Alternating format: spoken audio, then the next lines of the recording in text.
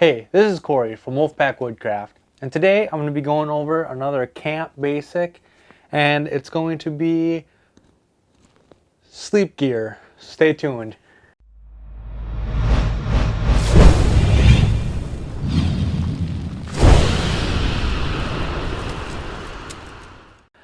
Alright, so when you're sleeping in the woods, we already have determined we're going to have a hammock or a tent, okay? But no matter which one you have, you're going to need something to sleep in. Alright, so here I have a wool blanket. Now I've already gone over why I like wool so much. It holds 80% of its insulation even when it's wet. It's fire resistant.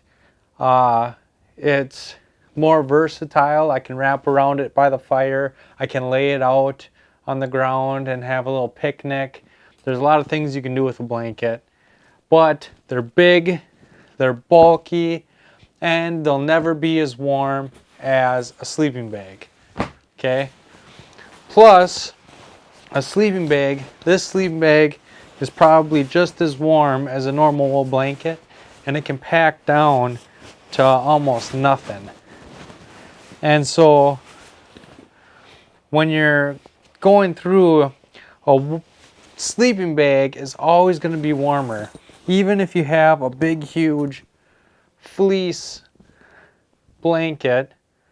My mom made me this one. It's a big queen size fleece blanket. Now fleece, it's just as warm as wool. The only difference is it's not flame resistant. If it's wet, it's worthless. Same with a sleeping bag. If a sleeping bag gets wet, it's worthless. It's not gonna provide you any insulating value. But a sleeping bag, you're not going to be able to bring next to the fire and curl up in it. You're not going to be able to lay it out flat.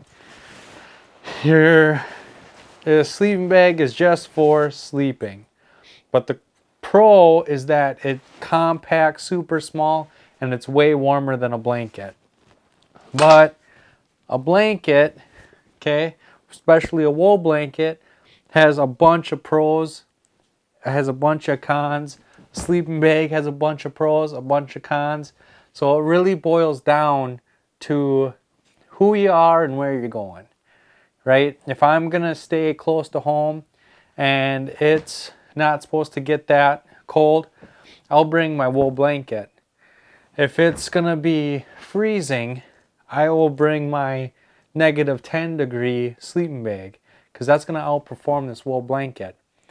Another option that I do a lot is I keep this in a bedroll.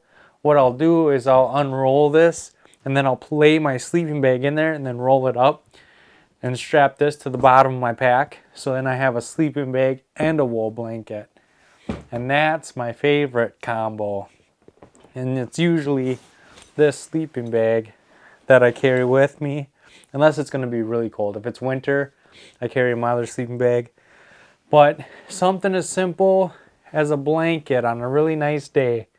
Just something to cover you up when you're next to the fire. I suppose you can't hear because of my mic. Something to cover you up next to the fire. Something to protect you against bugs and stuff. Something you can lay out and eat on. It's nice being out in the woods, comfy, warm. You don't need a sleeping bag. If you have a big blanket at home, just bring it out, put it in your tent, wrap up in it, sleep the night away. And we're going to go into sleeping pads. You're going to need a sleeping pad or a mattress to lay on. And so you have that and then this, and you'll get started and you'll know exactly what you need from there. So yeah, another camp basic. I know it's a very vague, not very informative, but it's one of them things where there's so many options and everybody's different. And so it's good to just get something, no matter what it is, get out there and upgrade. Personally upgrade. Upgrade to whatever fits you and you're comfortable with. All right? So there's another camp basic. You need something to cover you up at night. All right, so don't forget to like my videos and let me know that I'm on the right track and you guys enjoy my content. Make sure to leave your knowledge and your questions in the comment section. And as always, don't forget to subscribe and come join the pack. Thanks, guys.